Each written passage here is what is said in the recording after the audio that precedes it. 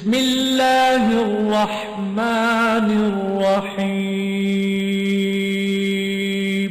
شروع اللہ کے نام سے جو بڑا مہربان نہایت رحم والا ہے۔ اتخذوا احبارهم ورهبانهم اربابا من دون الله والمسيح ابن مريم وما امروا الا ليعبدوا الها واحدا لا اله الا هو سبحانه عما يشركون۔ انہوں نے اپنے علماء اور مشائخ پر مسیح ابن مریم کو اللہ کے سوا خدا بنا لیا، حالانکہ ان کو یہ حکم دیا گیا تھا کہ خدا واحد کے سوا کسی کی عبادت نہ کرے، اس کے سوا کوئی معبود نہیں اور وہ ان لوگوں کے شریک مقرر کرنے سے پاک ہے۔ اعوذ باللہ السمیع العلیم من الشیطان الرجیم، بسم اللہ الرحمن الرحیم۔ اتخذوا احبارهم ورهبانهم اربابا من دون اللہ والمسیح ابن مریم وما امروا الا ليعبدوا الها واحدا لا الہ الا هو سبحانہ عما یشرکون۔ یہ اوپر سے یہود نصارہ کا تذکرہ چل رہا تھا اور ان کے علماء کا، کہ اللہ تعالیٰ نے فرمایا کہ یہود و نصارہ نے عزیر اور عیسیٰ ابن مریم کو اپنا رب بنا رکھا، اور دونوں نے کہا کہ یہودیوں نے کہا عزیر اللہ کے بیٹے، عیسائیوں نے کہا حضرت عیسیٰ اللہ کے بیٹے۔ پھر اس کے ساتھ ساتھ اللہ تعالیٰ فرماتے ہیں اتخذوا احبارهم، انہوں نے بنایا اپنے احبار و رہبانہم، اور اپنے رہبان۔ یہ دو لفظ ہیں، احبار اور رہبان۔ احبار جمع حبر کی ہے، حبر کہتے ہیں عالم کو، عبرانی زبان میں یہودی قوم اپنے علماء کو عالم کو کیا کہتی تھی؟ حبر۔ جیسے ہمارے یہاں مولوی اور عالم، یہ اصطلاح ہے۔ تو یہودیوں کے یہاں ایسے علماء کو عالم حبر کہا جاتا تھا، اور اسی حبر کی جمع ہے احبار، جیسے عالم کی جمع علماء۔ اور رہبان راہب سے ہے، راہب کی جمع ہے۔ راہب کہتے ہیں عبادت گزار کو، عبادت گزار۔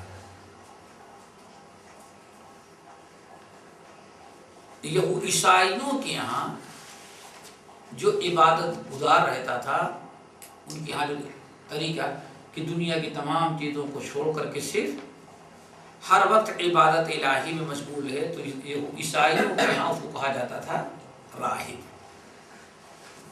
اسی کو کہا جاتا ہے، اسی کی جمع رہبان ہے۔ اور عیسائیوں کے علماء کو قسیس کہا جاتا تھا۔ یہ تین لفظ ہیں، احبار، رہبان اور قسیس۔ احبار حبر کی جمع ہے، یہودیوں کے جو علماء تھے ان کو حبر اور احبار کہا جاتا تھا۔ رہبان راہب کی جمع ہے، تارک الدنیا کو کہا جاتا ہے۔ عیسائیوں کے یہاں جو ساری دنیا کو چھوڑ کر کے الگ طرح ہو کر کے ہر وقت عبادت میں مشغول رہتے تھے، ان کو راہب کہا جاتا، ان کی جمع رہبان ہے۔ اور عیسائیوں کے یہاں جو علماء ہوتے تھے ان کو قسیس کہا جاتا تھا، جیسے کہ سورۃ المائدہ کے اندر یہ لفظ موجود ہے۔ شاہ ولی اللہ محدث دہلوی رحمۃ اللہ علیہ اپنی مشہور کتاب الفوز القدیر میں نقل کرتے ہیں یہ یہود نصارہ کے علماء اور ان کے رہبان جن کا تذکرہ یہاں ہو رہا ہے اور جن کی مذمت قرآن پاک میں جگہ بجگہ بیان کی گئی ہے، لولا ينهاهم الربانيون والاحبار عن قولهم الاثم واكلهم السحت، آخر ان کے عبادت گزاروں نے اور ان کے مولویوں نے کیوں نہیں اپنی پبلک کو روکا حرام کھانے سے، جھوٹ بولنے سے، کفر و شرک و بدعت پر عمل کرنے سے؟ نہیں روکا، لیکن اللہ تعالیٰ ان کی مذمت بیان کی۔ تو کہتے ہیں کہ اگر اس امت میں کوئی دیکھنا چاہے تو علماء سوء اور یہ پیر اور فقیر جو بنے ہوئے جھوٹے، اگر یہودیوں کے اور عیسائیوں کے علماء اور پیروں کو، راہبوں کو دیکھنا ہو تو کہتے چونکہ دلی میں رہتے، کہتے ہمارے دلی میں آ کر کے علماء اور کن کو دیکھ رہے؟ پیروں کو۔ یہ جو کردار ان کا ہے یہی کردار ان کا ہوتا ہے۔ اللہ تعالیٰ نے، اللہ رب العالمین نے یہاں یہودیوں کے بہت بڑی مذمت اور شکایت فرمایا کہ ان یہودیوں نے اور عیسائیوں نے اپنے احبار اور اپنے رہبان، اپنے علماء اور اپنے مشائخ، مشائخ سے مراد مرشد پیر، اپنے علماء اور اپنے پیروں اور مشائخ کو اپنا رب بنا رکھا تھا اللہ کے علاوہ۔ یہ بڑی اہم آیت ہے، اس کو سمجھنے کی کوشش کریں۔ اللہ تعالیٰ فرماتے ہیں کہ یہودیوں اور عیسائیوں نے اپنے علماء اور اپنے پیروں کو اللہ کے علاوہ اپنا رب بنا رکھا۔ کیا مطلب؟ اللہ ہی جیسے ان کو بھی بنا رکھا تھا، اور مسیح ابن مریم کو بھی اپنا الہ بنایا۔ کیا بنایا؟ امام ترمذی، احمد بن حنبل اور دیگر محدثین اور مفسرین نقل کرتے ہیں کہ حضرت عدی ابن حاتم الطائی رضی اللہ تعالیٰ عنہ، عدی ابن حاتم الطائی، یہ حاتم طائی کے بیٹے تھے، جو عرب کا سخی مشہور ہے حاتم طائی، بہت بڑا حاتم طائی کے یہ بیٹے تھے۔ ان کی بہن ایک مرتبہ جنگ میں پکڑ لی گئی،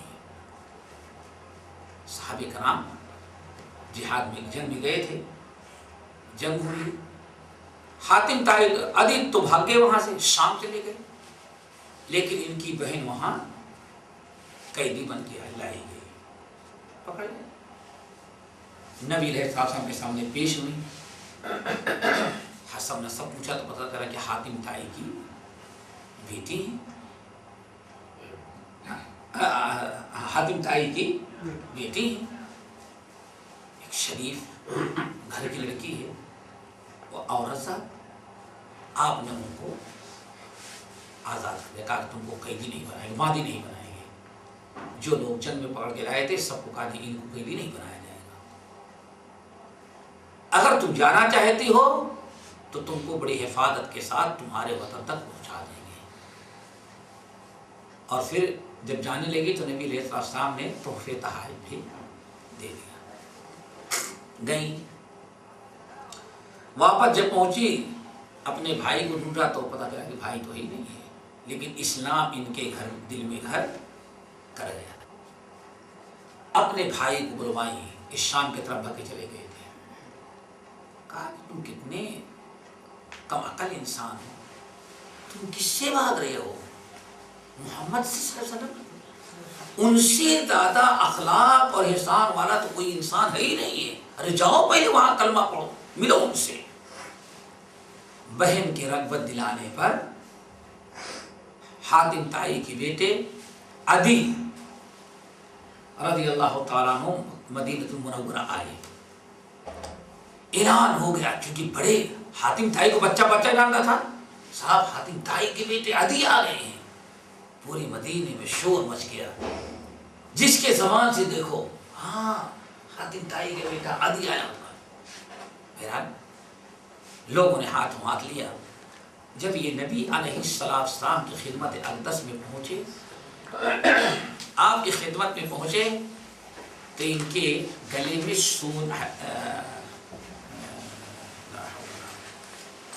سونے چاندی کی سلیب تھی. کیا تھی بھائی؟ اچھی طرح سننا. کس کی سلیب تھی؟ چاندی کی سلیب. نبی علیہ السلام نے فرمایا الکے انک ھذا الوثن، یاد رکھو اس بت کو اپنے گلے سے نکال پھینکو. کیونکہ ڈاکٹر نہیں تھے آپ. اگر آج کے ڈاکٹر ہوتے تو یہی کہتے کہ کوئی ہم کو ثابت کر دے کہ وہ ناجائز ہے. ہاں ابھی تک یہی کہنا ہے. آج کے بڑے بڑے جو دانشور پیدا ہو گئے ہیں الحاد و بے دینی پھیلانے والے، وہ تو یہی کہتے ہیں کہ تائی کو کوئی ناجائز ثابت کرتے. یہ فلاں ملک کے اندر سردی زیادہ پڑتی تھی تو لوگوں نے مفلر کے طور پر اپنے استعمال کیا. اللہ اکبر. سوچنے کی چیز ہے کہ نبی علیہ السلام اسی چیز کو کیا قرار دیا؟ وطن ہے، نکالو اس کو، پھینکو. نکال کے بیٹھے تھے. نبی علیہ السلام اتفاقاً یہی آیت تلاوت ہے. ان کی داستان بڑی طویل ہے. حضرت عدی کے اسلام لانے کے، لیکن پورا اسلام لانے کے بعد انشاءاللہ کسی اور موقع پر. ابھی اس آیت کا مطلب بتانا مقصد ہے. نبی علیہ السلام کے پاس آئے تو آپ یہی آیت پڑھے تھے سورہ توبہ کی اتخذوا احبارهم ورهبانهم اربابا من دون اللہ والمسیح ابن مریم وما امروا الا ليعبدوا الها واحدا. یہ ذرا اچھی طرح سے یاد رکھنا. وما امروا الا ليعبدوا الها واحدا لا الہ الا هو سبحانہ عما یشرکون. آیت کو سنتے ہی عدی رضی اللہ تعالیٰ کا کہ یا رسول اللہ، چونکہ یہ عیسائی ہو گئے تھے، یہ بھی تھے بت پرست، لیکن ایک زمانے میں یہ عیسائی ہو گئے تھے. تو انہوں نے کہا یا رسول اللہ، یہ آپ قرآن کی آیت پڑھ رہے ہیں کہ اتخذوا احبارهم ورهبانهم اربابا من دون اللہ. ان یہود و نصارہ نے اپنے علماء اور اپنے پیروں اور مشائخ کو اللہ کے علاوہ اپنا رب بنا رکھا تھا. لم یتخذوہم اربابا. یا رسول اللہ ایسی بات نہیں ہے، ہم عیسائی ہیں، ہم اچھی طرح سے جانتے ہیں، ہمارا مذہب ہے. ہم لوگوں نے کبھی اپنے احبار علماء اور پیروں اور مشائخ کو کبھی بھی اپنا رب نے نہیں بنایا. ہاں صحیح کہہ رہے ہو بنا. لیکن یہ ذرا بتاؤ، تم نے ان کے لیے رکوع سجدہ نہیں کیا، نماز نہیں پڑھا، ان کے قبروں کا طواف نہیں کیا، لیکن یہ ذرا بتاؤ کہ تمہارے علماء اور تمہارے پیر اور مشائخ جس حرام کو حلال کہہ دیں یا جس حلال کو حرام کہہ دیں، کیا تم لوگ اسی کو حلال و حرام نہیں سمجھتے تھے؟ تمہیں اللہ کی کتاب نہ دیکھنا، نہ پڑھنا، نہ عیسیٰ اور موسیٰ کی شریعت کو سیکھنا، صرف تم نے سارا بھروسہ کس پر رکھا؟ اپنے علماء اور پیروں پر. وہی جس چیز کو حلال کہ یہاں تک کہ اگر کسی ناجائز کو جائز بنا دیں اور جائز کو ناجائز، اتنا تم ان کی پیروی کرنے لگے تھے کہ اگر وہ کسی جائز کو ناجائز، کسی حلال کو حرام یا حرام کو حلال کہہ دیں تو اس کی بھی تم لوگ بات نہیں مانتے تھے. اللہ رسول ہاں یہ تو ہم کرتے رہے. ہم لوگوں نے سب کچھ اپنے دین کا ٹھیکیدار کس کو بنا رکھا تھا؟ وہی. تورات انجیل پڑھنے کی تھی برکت کے لیے، لیکن عمل وہی کرنا ہے جو وہ کہہ دیتے تھے.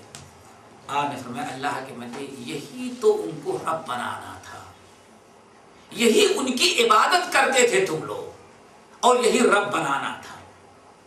آئی بات سمجھ میں؟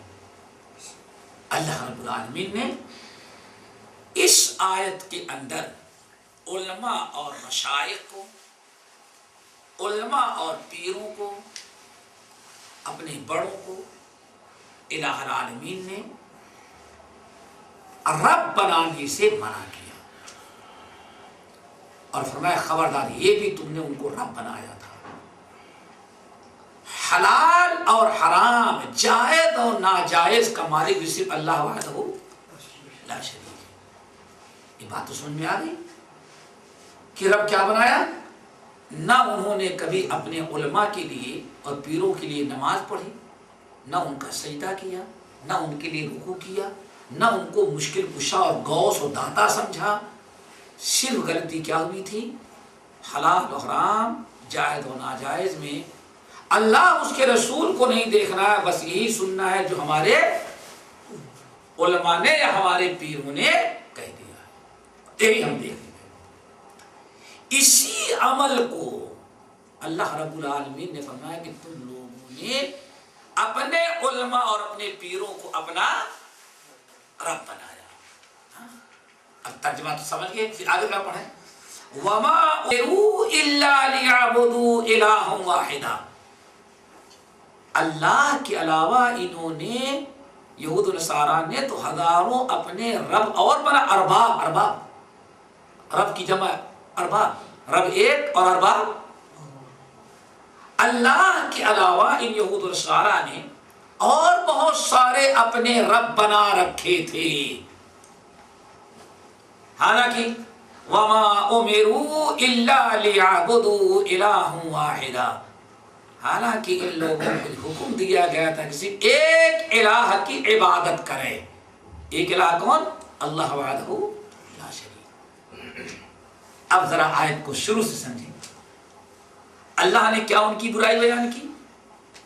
کہ انہوں نے اپنے علماء اور اپنے پیروں، اپنے مشائخ کو، مرشدوں کو اپنا رب بنایا۔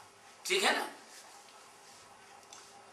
اللہ فرماتے ہیں حالانکہ ان کو حکم کیا دیا گیا تھا کہ ایک الہ وحدہ لا شریک کی عبادت کرنا، اس کے علاوہ کسی اور کی عبادت نہ کرنا۔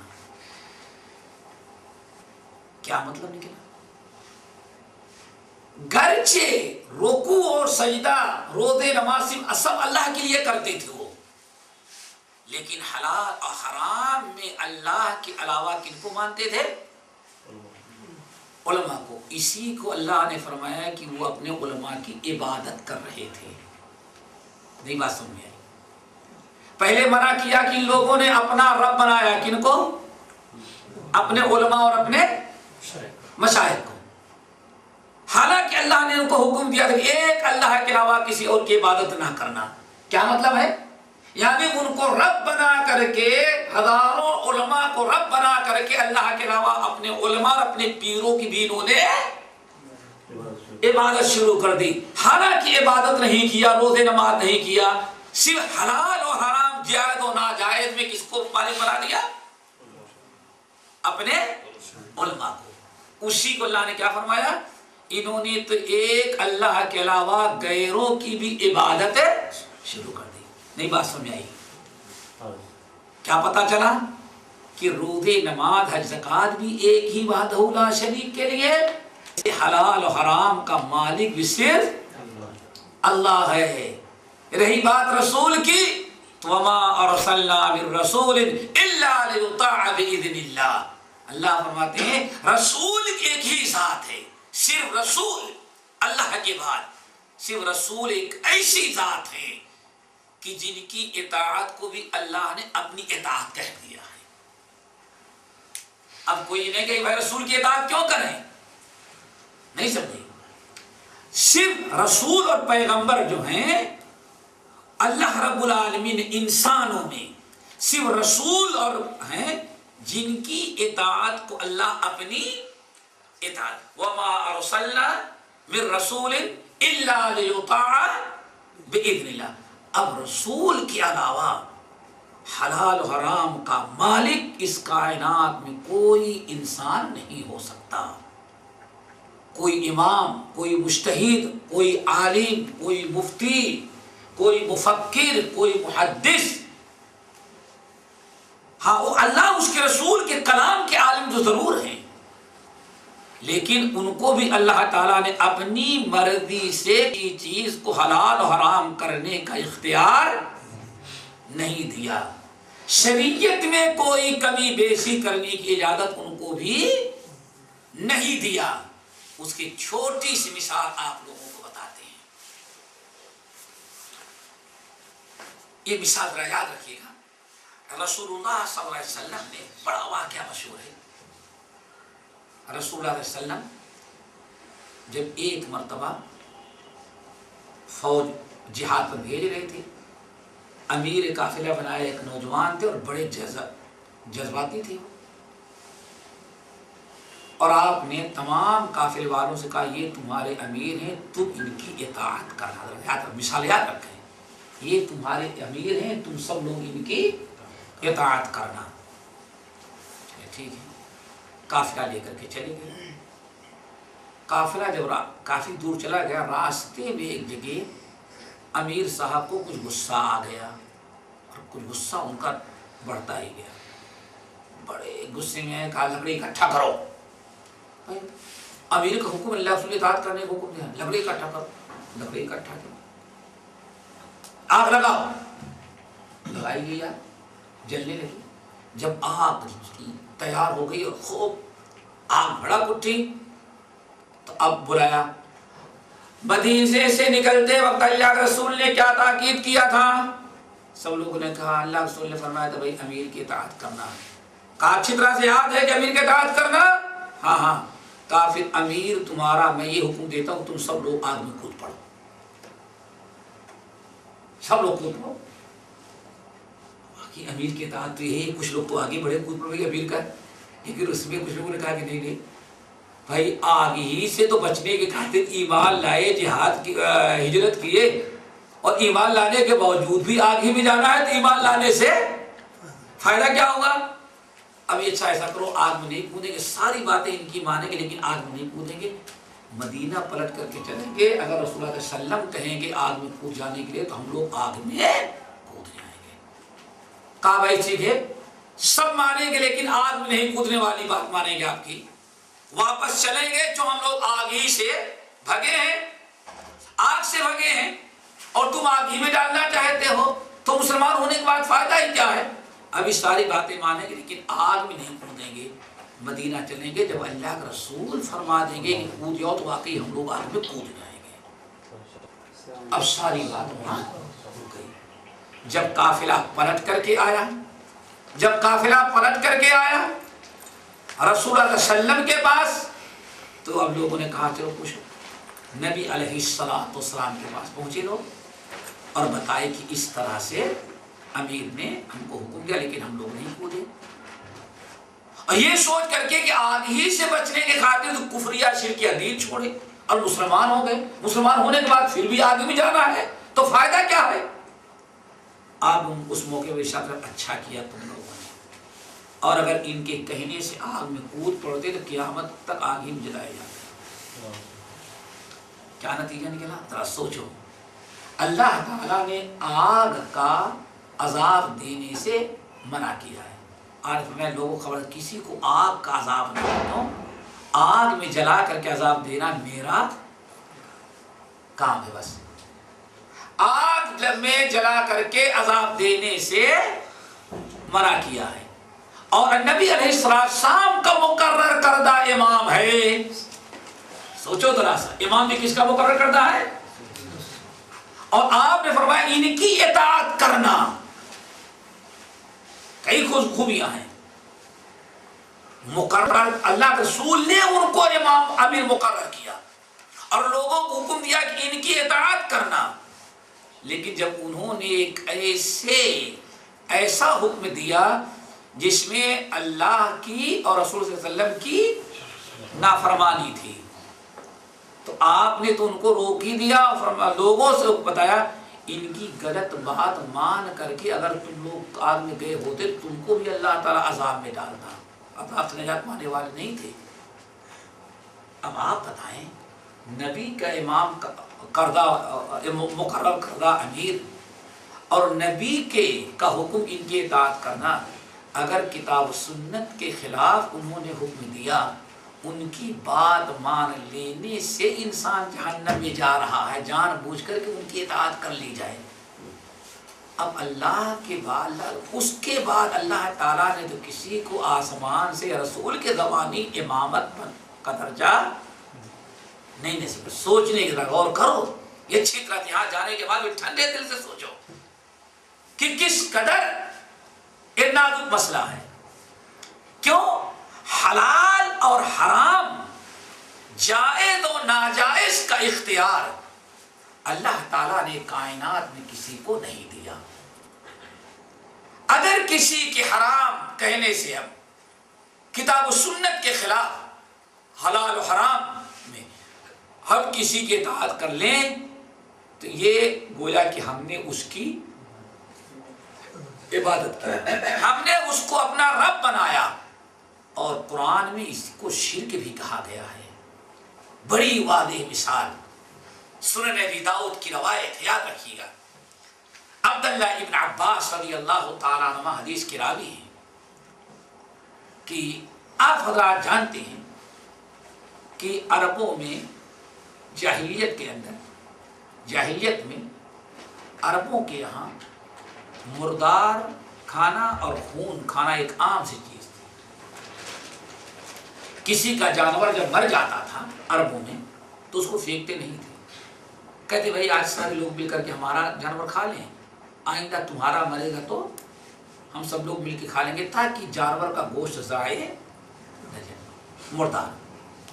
اور نمبر 2، خون، جانور ذبح کیا جاتا تو اس کا خون کسی برتن میں تھام لیتے تھے اور پکڑ لیتے، جمع کر لیتے، اور پھر تھوڑی دیر کے بعد وہ خون جم جاتا، خون بالکل جم جاتا، تب اس کو کاٹ کر کے مسالے میں بھون کر کے سالن بن جائے کلیجے کے مانند، اور اگر اس میں میٹھا ڈال دیا بہترین قسم کا حلوہ بن جاتا۔ عرب کے لوگ اس کو بہت زیادہ کھاتے تھے۔ نبی علیہ السلام جب اسلام کے لے کر کے آئے، قرآن نے آپ پر جو وحی قرآن نازل ہوا اس میں جگہ بجگہ حرمت علیکم المیتۃ، حرمت علیکم المیتۃ والدم ولحم الخنزیر، تمہارے اوپر اللہ تعالیٰ نے حرام قرار دے دیا ہے کیا؟ مردار، خون، مردار، تمہارے اوپر حرام قرار دے دیا گیا ہے مردار اور خون، خنزیر اور غیر اللہ کے نام کا دیا ہوا جانور۔ اب یہ آیت نازل ہوئی تو پورے عرب میں ہنگامہ، کیوں؟ عرب کے لوگ مردار بھی کھاتے تھے اور خون بھی، قرآن نے حرام قرار دے دیا۔ یہ بڑی اہم چیز ہے، یاد رکھو اس آیت کے ساتھ۔ رسول اللہ صلی اللہ علیہ وسلم نے جب آیت پڑھ کے سنائی تو پورا ہنگامہ۔ کچھ کفار اور مشرکین روم کی طرف گئے، روم میں اس وقت بڑے بڑے عیسائی علماء رہتے تھے، ان سے ملے اور ان سے ملنے کے بعد پوچھا، صاحب مردار اپنے مرا ہوا جانور جو اپنے سے مر جائے، آیا وہ مردار حرام ہے کہ حلال؟ کہا حلال ہے۔ کہا ہمارے ہاں جو نبی پیدا ہوئے وہ تو کہتے ہیں حرام ہے۔ کیا ہے وہ؟ حرام ہے۔ تو ہم کیسے ان سے بحث کریں؟ تو وہ سب پڑھے لکھے تھے عیسائی، انہوں نے کہا اچھا میں تمہیں ایک سوال بتاتا ہوں، ان سے جا کر کے سوال کرنا، پھر دیکھو کیا جواب دیتے ہیں۔ کہا بولے؟ کہا کہ یہاں سے جانے کے بعد پوچھو، سوچو اور ان سے کہو کہ بھائی آپ لوگ زیادہ مقدس ہیں کہ اللہ کی ذات بڑی ہے؟ اب کسی انسان سے پوچھا جاؤ تو یہی کہے گا اللہ، ہمارے کیا ہے جب اللہ بڑا کی ذات مقدس، اس کا دھانت مقدس۔ تو کہا ذرا دیکھو یہ مسلمان اپنے ہاتھ سے جانور ذبح کرے تو حلال، اور اللہ جس کو مار دے وہ حرام۔ یہ تو اللہ تعالیٰ کی شان میں بہت بڑی گستاخی ہے۔ ان مسلمانوں سے بڑا گستاخ تو اللہ کا کوئی ہے ہی نہیں ہے۔ ارے کفار مکہ نے سمجھا بڑی اچھی دلیل مل گئی، اور واقعی سوچنے کی بات یہی تھی کہ بھئی اپنے ہاتھ سے جانور ذبح کرو تو حرام حلال، اور اللہ مار دے تو حرام، اس کا مطلب تم لوگ اپنے آپ کو اللہ سے بڑھتے ہو۔ آئے پلٹ کر کے پہنچتے ہی مسلمانوں سے ملاقات کی، ہاں مردار حرام کی حلال؟ مسلمانوں نے کہا کہ حرام ہے۔ کہا اللہ جو اپنے سے اللہ جو مار دے وہ اپنے سے جو مر جائے وہ؟ کہا کہ حرام۔ کہا جس کو تم نے ذبح کیا اس کو تو تم نے مارا، موت دے دیا، اور جو اپنے سے مرا اس کو کہا اوپر والے اللہ نے مارا۔ کہا کیسے انسان ہو؟ اللہ جس کو مار دے حرام سمجھتے ہو، اور جس کو تم مار ڈالو وہ حلال؟ اس کا مطلب تم لوگ اللہ تعالیٰ سے بڑے ہو گئے۔ اب سیدھے سادھے لوگ صحابہ کرام بھی بڑے حیرت پہ پڑ گئے، ایسی دلیل ڈھونڈ کر کے لے آتا ہے۔ نبی صلی اللہ علیہ وسلم کے پاس بھگے ہوئے آئے، یا رسول اللہ انہوں نے بڑی زبردست دلیل پیش کر سوال کر دیا، ہم لوگ لاجواب ہیں۔ کیا یہ پوچھ رہے ہیں کہ آپ لوگ جو جانور ذبح کرتے ہیں وہ حلال ہے؟ ہم نے کہا ہاں۔ اللہ جو مار دے حرام ہے، تو اس کا مطلب کہ تم لوگ اللہ تعالیٰ سے بڑے ہو گئے۔ فوراً نبی صلی اللہ علیہ وسلم کے جواب دینے کے پہلے اللہ تعالیٰ نے جواب دے دیا۔ اب ذرا سنو، وَإِنَّ الشَّيَاطِينَ لَيُوحُونَ إِلَىٰ أَوْلِيَائِهِمْ، قرآن پاک، وَإِنَّ الشَّيَاطِينَ لَيُوحُونَ إِلَىٰ أَوْلِيَائِهِمْ لِيُجَادِلُوكُمْ، وَإِنَّ الشَّيَاطِينَ لَيُوحُونَ إِلَىٰ أَوْلِيَائِهِمْ، لوگوں یقیناً شیطان حجتیں ڈالتا ہے ان کے دلوں میں جو اس کے دوست ہوتے ہیں۔ اور شیطان کے دوست کون ہیں؟ ہر بدعتی کس کا دوست؟ ہر مشرک اللہ کا دوست، ہر ہندو اللہ کا دارت، ہر بھٹکا ہوا کس کا دوست؟ شیطان کا۔ وَإِنَّ الشَّيَاطِينَ لَيُوحُونَ إِلَىٰ أَوْلِيَائِهِمْ، یقیناً شیطان وہ جانتے ہیں چپکے سے دلیلیں بتا دیتا ہے، کن کو؟ اپنے ساتھیوں۔ کیوں؟ لِيُجَادِلُوكُمْ، تاکہ وہ حجتیں، حجت کیا ہوتی؟ حجت بازی یہ ہوتی دلیلیں، اس کے ذریعے وہ اللہ شیطان کے دوست تم سے بحث کریں، لِيُجَادِلُوكُمْ، تاکہ تم سے لڑیں اور تم کو لاجواب کریں۔ پتہ یہ چل گیا کبھی اہل باطل بڑے دلیلوں میں غالب بھی آ جائے تو ان کے غالب آ جانے سے حق، باطل کبھی حق نہیں بن جاتا۔ وَإِنَّ الشَّيَاطِينَ لَيُوحُونَ إِلَىٰ أَوْلِيَائِهِمْ لِيُجَادِلُوكُمْ، فرمایا دیکھو ان بت پرستوں کا دوست جو شیطان ہے کیسی حجت بازی ان کو سکھایا، لِيُجَادِلُوكُمْ، اور اس لیے تاکہ تم سے یہ بحث کریں اور تم کو لاجواب کر دیں۔ یاد رکھو، وَإِنْ أَطَعْتُمُوهُمْ إِنَّكُمْ لَمُشْرِكُونَ، اللہ اکبر۔ اے مسلمانوں یاد رکھنا، اگر ان حجت باتوں سے تنگ آ کر کے تم ان کی بات ماننے لگو، کیا نہیں، بات دلیل تو بڑی ٹھوس ہے۔ ادھر قرآن کا حرمت علیکم المیتۃ، اللہ تعالیٰ نے مردار کو تمہارے اوپر حرام قرار دیا، یہ تو کھلی واضح کتاب ہے۔ اب ان کی دلیل بڑی مضبوط، کیا؟ اپنے ہاتھ سے ذبح کرو تو حلال، اور اللہ جس کو مار دے وہ حرام۔ اگر تم کو واقعی دلیل ان کی بڑی مضبوط ہے، یہ ان کی دلیل کو مضبوط سمجھ کر کے تم بھی ان کی طرح مردار کو حلال سمجھنے لگو، جیسے کہ اللہ تعالیٰ نے حرام قرار دیا، اللہ نے حرام قرار دیا، تم اس کو حلال سمجھ لو جیسے مشرکین حلال سمجھتے ہیں۔ تو اللہ نے انکم لمشرکون، مسلمانوں تم بھی کلمہ پڑھنے کے باوجود مشرک ہو جاؤ گے، ہے کوئی گنجائش ہے؟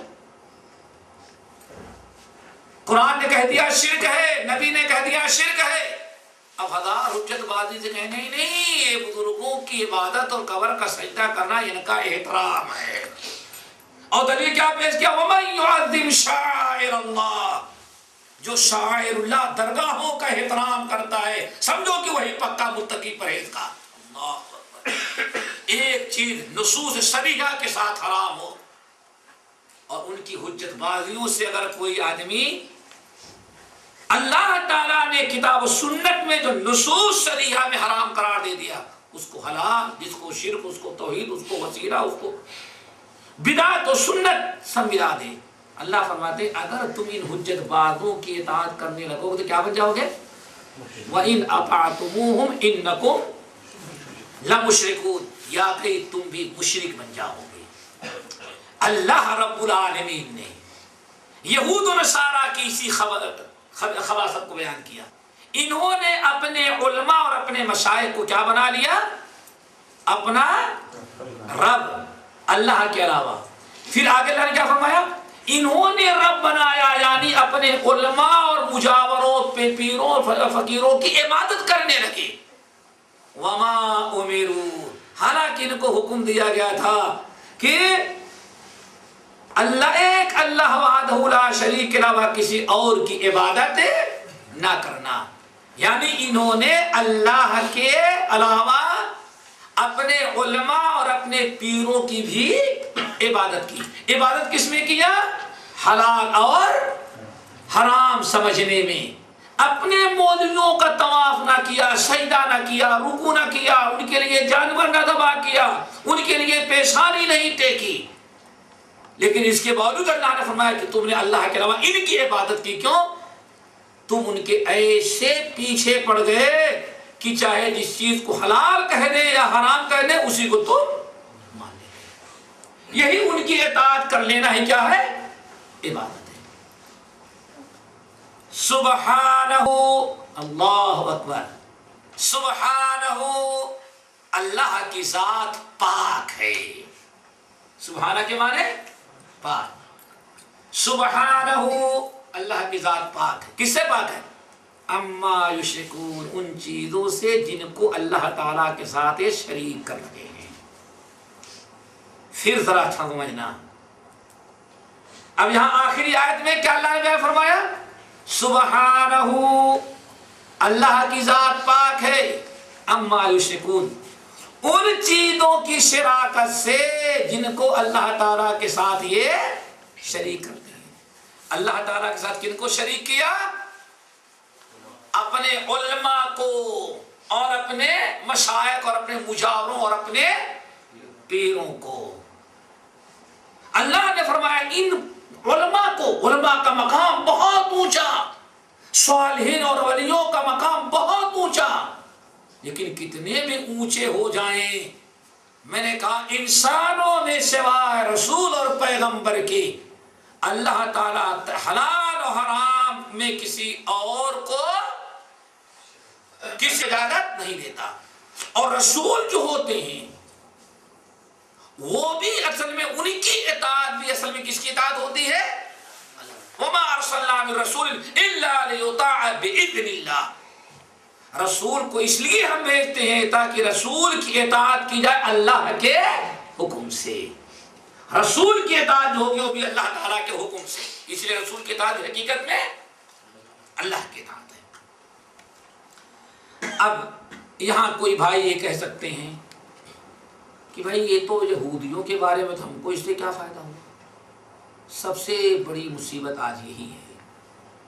اگر شرک کی آیتیں پیش کی جائے تو لوگ کہتے ہیں واہ صاحب بتوں کی آیتیں جو ہیں کس پر لا کے فکر کرتے ہیں؟ ہمارے اولیاء پر. اتباع سنت کی بات کی جائے تو سب لوگ ارے صاحب جتنی آیتیں ہیں باپ دادا کے رسم و رواج یہود نصارہ کی لا کر کے ہم مسلمانوں کے اماموں پر فٹ کر دیتے. نعوذ باللہ من ذالک. ہم چاہتے ہیں اس اشکال کو بھی دور کر دیں. دو چیزیں. نمبر ایک، اللہ تعالیٰ نے یہاں جو واقعات بیان کیے ان قوموں کے اس لیے بیان کیے تاکہ ہم اپنے آپ کو ان سے بچائیں. کس لیے بیان کیے گئے ہیں؟ تاکہ ہم ان کے جیسے نہ بن جائیں. نمبر دو میرے بھائی، چلو ہم نے تھوڑی دیر کے لیے مان لیا کہ اللہ رب العالمین نے یہود و نصارہ کا یہ طریقہ بتایا اور یہاں تین چیزیں. نمبر ایک، ذرا غور کرو، اللہ نے فرمایا اتخذوا احبارهم ورهبانهم اربابا من دون اللہ. انہوں نے اللہ کے علاوہ ان کو بھی اپنا رب بنا، اپنے علماء اور اپنے مشائخ کو، ٹھیک ہے نا۔ نمبر 2 وما امروا الا ليعبدوا الها واحدا، یعنی انہوں نے ان کو اپنا معبود بنایا، یہی ہوا نا، انہوں نے اپنے علماء اور اپنے مشائخ کو اللہ تعالیٰ کے ساتھ اللہ عبادت کی، ان کی معبود بنا لیا۔ اور نمبر 3 سبحانہ عما یشرکون، یعنی انہوں نے اللہ تعالیٰ کے ساتھ ان کو شریک کیا۔ برا کیا کہ اچھا کیا؟ برا کیا۔ ہم لوگ اهدنا الصراط المستقیم صراط الذین انعمت علیہم غیر المغضوب علیہم ولا الضالین، اللہ تعالیٰ نیک لوگوں کی راہ پر چلانا جن پر تو نے انعام کیا ہے۔ عدی بن حاتم رضی اللہ تعالیٰ عنہ کو اللہ رسول نے جب اس آیت کے متعلق تفسیر کی اور بتایا کہ ہاں تمہارے لوگ کیسے اپنے علماء کو اللہ تعالیٰ کے ساتھ شریک کرتے تھے، کیسے رب بنا رکھا تھا، تو آپ نے ساتھ میں اے عدی یاد رکھنا مغضوب علیہم یہودی ہیں اور ضالین نصارہ ہیں۔ اب ترجمہ کیا ہوگا؟ صراط الذین انعمت علیہم غیر المغضوب علیہم، اے اللہ ہم کو مغضوب علیہم یعنی یہودی، ضالین یعنی نصارہ، ہمیں یہود و نصارہ کے طریقے سے بچانا، جو برائیاں انہوں نے کیا تھا ہمیں ان برائیوں سے بچانا۔ آئی بات سمجھ؟ پتہ ہے چل گیا کہ بھائی ان کے لیے نہیں بلکہ ہمارے لیے۔ اور ذرا سا یہ سورہ آل عمران ہے، سورہ آل عمران آیت نمبر 64، آیت نمبر 64۔ اب آؤ ذرا سنو تاکہ بات ہو جائے کہ جس طرح سے ان کو اللہ تعالیٰ نے یہود و نصارہ پر حرام قرار دیا تھا کہ اللہ کے علاوہ کسی اور کو اپنا رب نہ بناؤ، اللہ کے علاوہ کسی کی عبادت نہ کرو، اللہ تعالیٰ کے ساتھ کسی کو شریک نہ کرو، ایسے ہی اللہ تعالیٰ نے ہم لوگوں کو بھی منع کر دیا۔ لوگوں یہ تینوں چیزیں انہی کے اوپر حرام نہیں، تمہارے لیے بھی حرام ہے۔ تم بھی اللہ کے علاوہ کسی کو اپنا رب نہیں بنانا، اللہ کے علاوہ اپنے علماء اور مشائخ کی عبادت نہ کرنا، اور اللہ تعالیٰ کے ساتھ کسی کو شریک نہ کرنا۔ یہ سورہ آل عمران آیت نمبر 64۔ قل یا اہل الکتاب، قل یا اہل الکتاب تعالوا الى کلمۃ سواء بیننا وبینکم الا نعبد الا اللہ ولا نشرک به شیئا ولا يتخذ بعضنا بعضا اربابا من دون اللہ۔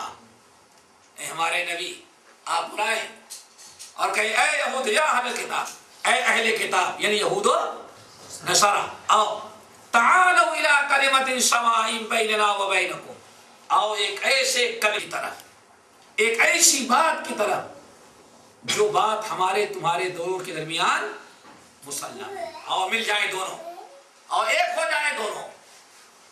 اور ایک ہونے کی شکل کیا ہے؟ ایک بات ایسی ہے جو ہمارے تمہارے دونوں کے درمیان کیا ہے؟ مسلم ہے، ہم تو قبول کر چکے ہیں، تم بھی اسی کو قبول کر لو، سارا اختلاف ختم ہو جائے، سارا جھگڑا ختم ہو جائے، دونوں ایک ہو جائیں۔ آئی بات سمجھ میں؟ وہ کیا ہے؟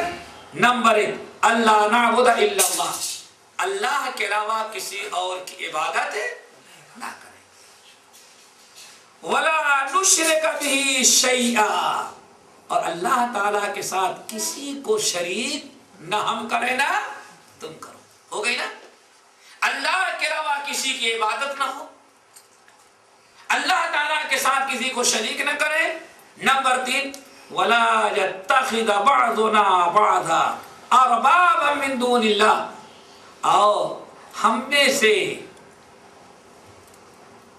کوئی ایک دوسرے انسان کو بڑا سے بڑا ہو کسی کو اپنا اللہ کے علاوہ کسی کو اپنا رب نہ بنائے۔ اب آپ لوگ بتائیں یہ آیت مسلمانوں میں کے لیے ہے کہ یہود و نصارہ کے لیے؟